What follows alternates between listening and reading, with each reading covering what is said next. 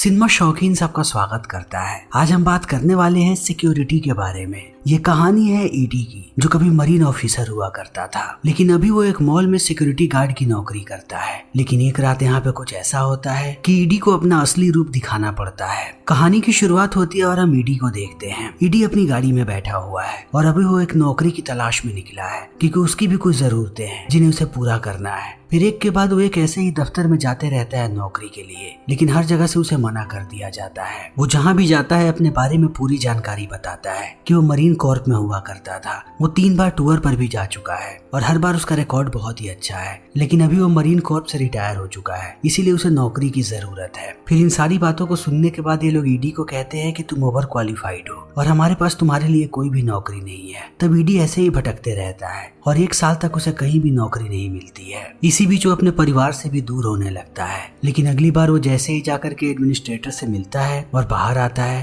तब वो महिला बाहर आती है और एक पेपर देती है ईडी को और उसे बताती है कि आज रात से ही तुम जॉब की शुरुआत कर सकते हो। तब ईडी भी खुश हो जाता है। तभी दूसरी तरफ हम यूएस मार्शल को देखते हैं, जो एक गाड़ी के बारे में बात कर रहा होता है, क्योंकि इसी गाड़ी से ये लोग 11 साल की एक लड़की को एक जगह से दूसरी जगह लेकर के जाने वाले हैं। इस लड़की का नाम है जैमी और कल होने वाले ट्रायल में जैमी बहुत बड़ी गवाह है। उसकी गवाही फैसला बदल सकती है, इसीलिए सारे लोग इस चीज को लेकर के बहुत सीरियस है और जैमी को वो सही सलामत एक जगह से दूसरी जगह पे लेकर के जा रहे हैं। लेकिन रास्ते में ये लोग उसी गैंग के बारे में बात करते हैं जिनका कल ट्रायल होना है। उस गैंग का नाम है 666। ये लोग बहुत ही ज्यादा खतरनाक हैं। दुनिया के सबसे खतरनाक कातिल उनके ही गिरोह में शामिल हैं। तभी ये लोग देखते हैं कि कोई इनका पीछा कर रहा है। तब ये भी मुस्तैद हो जाते हैं, लेकिन अचानक वो गाड़ी इन पे हमला कर देती है। उसके अंदर बहुत सारे लोग हैं जिनके हाथ में खतरनाक हथियार है और वो अंधाधुंध इन पे गोलियां चला रहे हैं और धीरे धीरे करके इनके लोग मारे जा रहे हैं। तब मार्शल जैमी से कहता है कि तुम जंगल की तरफ भागो, हम इन्हें ज्यादा देर तक रोक नहीं पाएंगे, इसीलिए अगर तुम्हें अपनी जान बचानी है तब जितना तेज हो सके तुम्हें यहाँ से भागना पड़ेगा। तब जैमी यहाँ से भागने लगती है, लेकिन इसी बीच ये लोग सारे मार्शल्स को मार देते हैं और मारने के बाद पूरे जगह को क्लीन करने लगते हैं। तब उन्हें एहसास होता है कि जैमी यहाँ से भाग चुकी है। तब सारे लोग उसे ढूंढने लगते हैं। इसी बीच हम ईडी को देखते हैं, जो अपने पुराने समय को याद कर रहा है और उसकी पुरानी मेमोरी उसे परेशान कर रही है। लेकिन वो अपनी पत्नी को कॉल करता है और उसे कहता है कि उसे अब नया जॉब मिल गया है। फिर वो पूरे डिटेल में बताता है कि इस बार उसे मॉल में एक गार्ड की नौकरी मिली है। पैसे कम है लेकिन इसके पास काम तो है अब। और इतना कहने के बाद वो अपनी बेटी के बारे में भी पूछता है और ईडी कहीं ना कहीं खुश है कि अब वो बेकार नहीं बैठेगा। फिर वो रात में पहुंचता है मॉल के पास। तब मॉल में उसकी मुलाकात होती है एक और गार्ड से, जिसका नाम है विंस। और विंस यहाँ पे ईडी को सारे नियम कानून बताने लगता है और वो इस बात की पुष्टि करता है कि इस मॉल की सिक्योरिटी बहुत ही कमजोर है, इसीलिए हर वक्त यहाँ पे चौकन्ना रहने की जरूरत है। लेकिन जैसे ये लोग कंट्रोल रूम में पहुंचते हैं, हम यहाँ पे 3 और लोगों को देखते हैं, जिनका नाम है रूबी, जॉनी और मेसन। और ये सारे लोग भी यहाँ पे ईडी का स्वागत करते हैं। तो विंस ईडी को बताता है कि यहाँ की सिक्योरिटी सिस्टम और भी ज्यादा खराब होती जा रही है, क्योंकि जैसे जैसे मौसम खराब हो रहा है वैसे वैसे चीजें हमारे हाथ से निकलती जा रही हैं। और इतना कहते ही वो नया यूनिफॉर्म दे देता है ईडी को और एक एक करके वो सारे कमरे में उसे घुमाने लगता है। तब ईडी कहता है कि मॉल बंद हो चुका है, फिर भी यहाँ पे इतने सारे गार्ड्स क्यों हैं? तब विंस उसे बताता है क्योंकि इस पूरे जगह पे क्रिमिनल्स का कब्जा है और थोड़े टाइम पहले यहाँ पे एक डकैती हुई थी जिसमें दर्जनों लोगों को मार दिया गया था। तब से सारे लोग चौकन्ना रहते हैं। फिर इसी बीच बातों ही बातों में विंस बताता है कि वो रूबी को चाहता है। रूबी को सबसे ज्यादा अगर कोई चीज पसंद है तो वो है शराब, लेकिन विंस को इस बात से भी कोई दिक्कत नहीं है।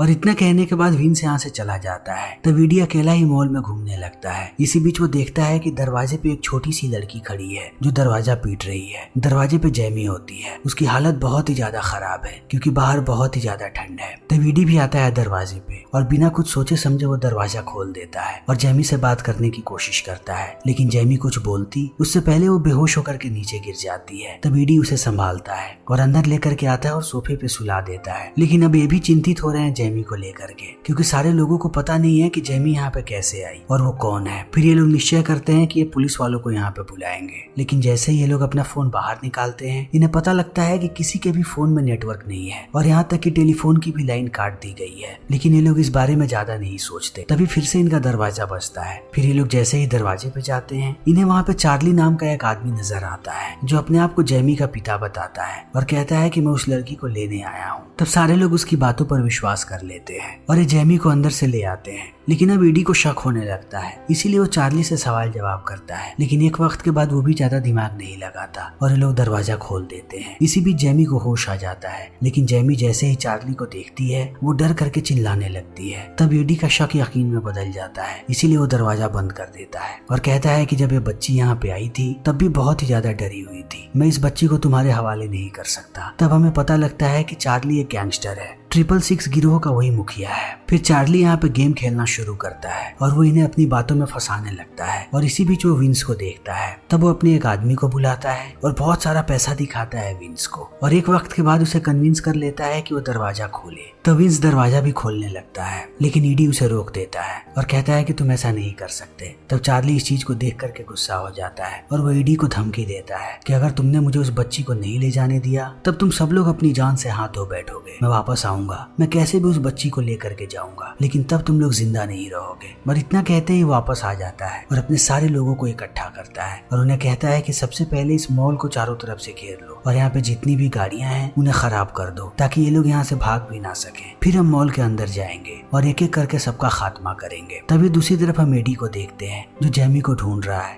क्योंकि जेमी डर के भाग के कहीं छुप चुकी है, लेकिन वो इसी मॉल के अंदर है और अब ईडी उसे ढूंढ रहा है ताकि वो उसे महफूज रख सके। तभी जेमी बाहर आती है और वो ईडी को कहती है कि आप मुझसे वादा करो कि आप मुझे महफूज रखोगे, तभी मैं आपके साथ चलूंगी। तब ईडी उससे वादा करता है और जेमी को लेकर के आता है कंट्रोल रूम में। तब मेसन जेमी को पहचान जाता है और कहता है कि मैंने ये न्यूज देखी थी टीवी पे। जेमी के पिता कार्टेल के लिए काम किया करते थे, वो उनके सारे पैसों को कंट्रोल करते थे, लेकिन एक वक्त के बाद उन्होंने निश्चय किया कि वो पुलिस वालों की मदद करेंगे। तब उन्हें मार दिया गया। तब जेमी बताती है कि मैंने चार्ली के गिरोह को देखा था, उन लोगों ने मेरे परिवार को खत्म कर दिया और मैं इस बारे में कोर्ट में गवाही देने वाली थी, इसीलिए मुझे विटनेस प्रोटेक्शन प्रोग्राम में रखा गया था। लेकिन रास्ते में ये चार्ली के लोगों ने मुझ पे हमला कर दिया और मुझे मारने की कोशिश की। तब इन सारी बातों को सुनने के बाद ईडी भी सब कुछ समझ जाता है और वो जेमी को लेकर के जाता है स्टोर रूम में और कहता है कि तुम यहाँ पे ज्यादा महफूज हो। और उसके साथ साथ वो जेमी को एक रेडियो भी देता है ताकि उसे सारी बातों की खबर मिलती रहे। लेकिन जाते समय ईडी जेमी को कहता है कि चाहे कुछ भी हो जाए दरवाजा मत खोलना, जब तुम्हें लगे कि सब कुछ शांत हो गया है तभी दरवाजा खोलना। फिर इतना कहने के बाद ईडी वहाँ से आ जाता है और सीसीटीवी फुटेजेस को देखने लगता है। तब उसे पता लगता है कि धीरे धीरे यहाँ पे गुंडे इकट्ठा होते जा रहे हैं। तब सारे गार्ड्स डरने लगते हैं और वो कहते हैं कि इन लोगों ने गवर्नमेंट के एजेंट्स को मारा है जो ट्रेंड थे,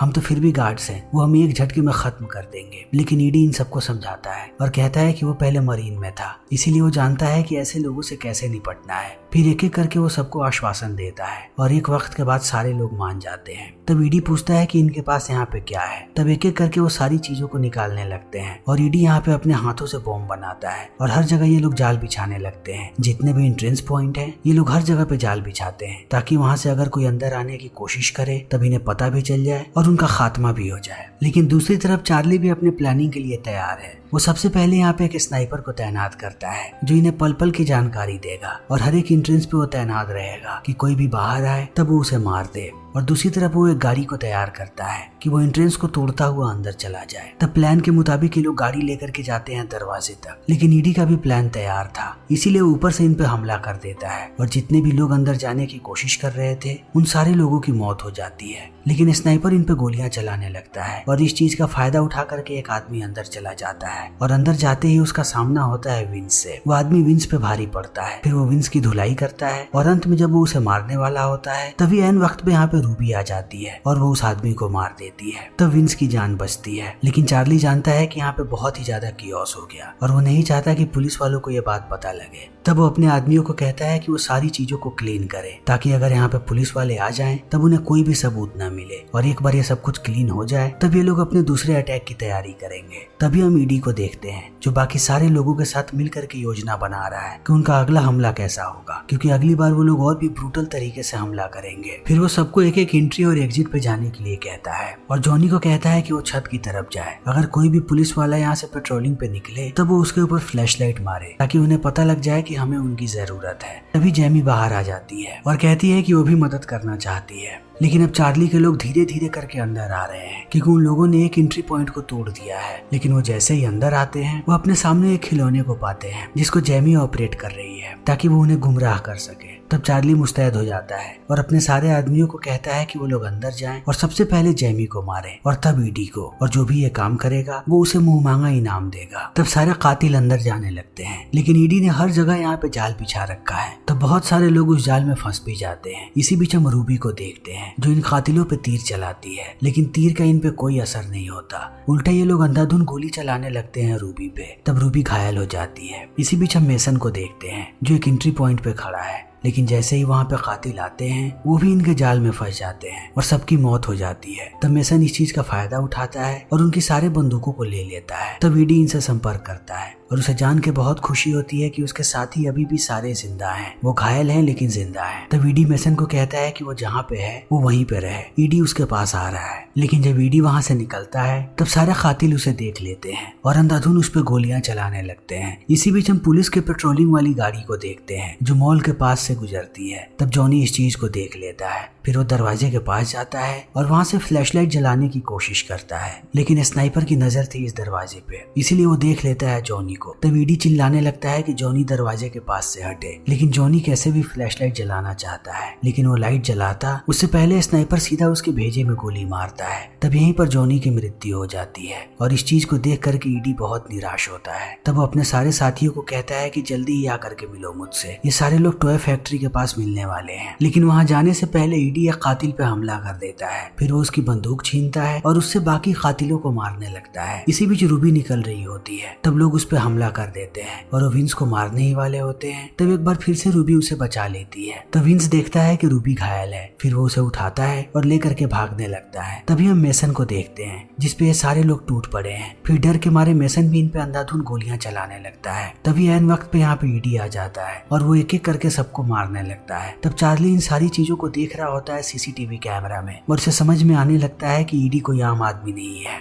फिर वो बहुत ही ज्यादा गुस्सा हो जाता है और अपने सारे आदमियों को कहता है कि अब मैं मारूंगा इन लोगों को। इसी बीच ये सारे लोग एक जगह इकट्ठा हो जाते हैं। तब रूबी की मौत हो जाती है और उसके मौत को देखने के बाद विंस टूट जाता है क्योंकि वो रूबी को चाहता था और आज रूबी ने ही उसकी जान बचाई, इसीलिए विंस रोने लगता है और ईडी भी दुखी है। फिर वो जेमी को कहता है कि तुम जा करके छुप जाओ। तब जेमी अपने बारे में बताती है कि जब से उसके पिता की मौत हुई है तब से वो ऐसे ही डर डर के जिंदगी बिता रही है क्योंकि उस वक्त से 666 उसका पीछा कर रहे हैं। तब ईडी उससे वादा करता है कि वो कुछ भी नहीं होने देगा जेमी को। तभी ये लोग सीसीटीवी में देखते हैं कि यूएस मार्शल्स यहाँ पे आ चुके हैं। फिर उन्हें देखने के बाद ये लोग बहुत ही ज्यादा खुश हो जाते हैं। इसी बीच ईडी की नजर पड़ती है एक वैन पे। तब वो समझ जाता है कि चार्ली का हैकर इसी वैन के अंदर बैठा हुआ है और सारे सिग्नल्स को उसी ने ब्लॉक कर रखा है और अगर जल्दी उसे रास्ते से नहीं हटाया गया तब वो इनके लिए ऐसे ही परेशानियां खड़ी करता रहेगा। तब ईडी निश्चय करता है कि वो नीचे जाएगा और वो नीचे भी चला आता है। तब तक सारे यूएस मार्शल्स अंदर चले आते हैं और वो ईडी पे बंदूक तान देते हैं। तब ईडी उन्हें समझाने लगता है कि वो कातिल नहीं है। तभी मेसन और जेमी के पास सारे गुंडे पहुंच जाते हैं और इन पे हमला करने लगते हैं। तब मेसन भी इनका जम के मुकाबला करता है। इसी बीच यूएस मार्शल्स यहाँ पे बंधक बनाने लगते हैं ईडी को। तभी ईडी देखता है कि उनके कान के पीछे 3 निशान बने हैं, यानी ये लोग भी 666 के मेंबर्स हैं और जानबूझ के इन लोगों ने ऐसा किया ताकि ये सारे लोग बाहर आ जाएं। तभी मेसन बाहर आ जाता है जेमी को लेकर के, लेकिन अब ईडी कैसे भी इन्हें बचाना चाहता है। तब वो सारे गार्ड्स पे हमला कर देता है, लेकिन ये गार्ड्स हमला कर देते हैं मेसन पे और उसे मार गिराते हैं। इसी बीच यहाँ पे विंस भी आ जाता है जो अंधाधुन इन सब पे गोलियां चलाने लगता है, लेकिन ये लोग विंस को घायल कर देते हैं। लेकिन अब जेमी यहाँ से भाग चुकी है। तब ईडी उसे इंस्ट्रक्शन देता है कि वो जा करके छुप जाए। थोड़ी देर के बाद ईडी उसके पास आएगा। तभी हम देखते हैं कि चार्ली ईडी और जेमी की सारी बातें सुन रहा था। उसके पास भी रेडियो है जो सेम फ्रीक्वेंसी पे है। तब वो अपने आदमियों को कहता है कि तुम सारे लोग ईडी के पीछे जाओ और उसे मार गिराओ। तभी हम ईडी को देखते हैं जो अब कैसे भी बाहर जाना चाहता है ताकि वो हैकर को मारे, क्योंकि उसे मारते ही इनके फोन में सिग्नल आ जाएगा। तब ये लोग पुलिस वालों को बुला पाएंगे, इसीलिए ईडी यहाँ से भागने लगता है। तभी उसके सामने एक आदमी आ जाता है जिसका नाम है डेड आइज। डेड आइज 666 का सबसे खतरनाक कातिल है। फिर वो हमला कर देता है ईडी पे। तब इन दोनों के बीच घमासान लड़ाई होने लगती है। डेड आइज बहुत ही ताकतवर है, वो ईडी पे भारी पड़ता है, लेकिन ईडी अपनी टेक्निक्स का इस्तेमाल करता है और एक वक्त के बाद वो डेड आइज को बेहोश करके बाहर जाने लगता है। फिर बाहर जाते ही उसे वैन भी नजर आ जाती है। तब वो अपने मोटर बाइक को उस वैन के साथ क्रैश करवा देता है और अंदर से एक बंदूक उठा लेता है। इसी बीच बीच डेड आइज फिर से वापस आ जाता है और एक बार फिर से हमला कर देता है ईडी पे। तब ईडी सीधा यहाँ पे डेड आइज को गोली मारता है और यहीं पर उसका काम तमाम कर देता है। तब ये स्नाइपर हमला कर देता है ईडी पे, लेकिन ईडी समझ जाता है कि स्नाइपर कहाँ पे छुपा हुआ है, इसीलिए वो उसे मार गिराता है। तभी हम चार्ली को देखते हैं जो जेमी के पास पहुंच चुका है। तब वो उसे कहता है कि तुम्हारे पिता की मौत हो चुकी है, तुम अनाथ हो, लेकिन अगर तुम मुझसे वादा करो कि तुम चुप रहोगी तब मैं तुम्हें गोद लेने के लिए तैयार हूँ। मैं तुम्हें हमेशा एक पिता का प्यार दूंगा। लेकिन जेमी उसकी बातों में नहीं आती। तभी चार्ली उसे ढूंढ लेता है, लेकिन वो जेमी को मारता उससे पहले यहाँ पे ईडी आ जाता है। तब चार्ली उसे कहता है कि तुम बहुत जिद्दी हो, तुम्हें शुरुआत में ही पैसे ले लेने चाहिए थे और यहाँ से चला जाना चाहिए था, क्योंकि अगर तुम जिद नहीं करते तो तुम्हारे साथी अभी भी जिंदा होते। और अब चार्ली यहाँ पे ईडी को मारने वाला होता है। तभी जेमी अपने बैग से एक टेजर निकालती है और शॉक देती है चार्ली को। तब ईडी इस चीज का फायदा उठाता है और सीधा चार्ली के सर में गोली मारता है, लेकिन अब ईडी की हालत बहुत ही ज्यादा खराब है। तब जेमी उसे लेकर के बाहर आती है। तब तक शहर की सारी पुलिस यहाँ पे आ चुकी है। फिर जेमी जैसे ही देखती है कि ईडी की हालत खराब हो रही है तब वो उसे गले लगा लेती है। इसी बीच ईडी देखता है कि विंस अभी भी जिंदा है, वो बस घायल है। फिर समय ऐसे ही बीतने लगता है और अगले दिन जैसे ही ईडी को होश आता है वो अपने पास जेमी को पाता है। तब जेमी उसका शुक्रिया अदा करती है और कहती है कि आपकी बेटी बहुत लकी है कि उसके पिता आप हैं। तभी यहाँ पे जेमी के अंकल आ जाते हैं और उसे लेकर के चले जाते हैं और ईडी को भी डिस्चार्ज कर दिया जाता है। तब बहुत दिनों के बाद ईडी जाता है अपने परिवार के पास और अपनी पत्नी और बेटी से मिलता है और उनसे मिल के बहुत खुश होता है और ये फिल्म यहीं पे खत्म हो जाती है। तो दोस्तों हमारी आज की ये वीडियो यहीं पे खत्म होती है। अगर आपको हमारी ये वीडियो पसंद आई हो तो इसे लाइक करें, शेयर करें और चैनल को सब्सक्राइब करें। Thank you.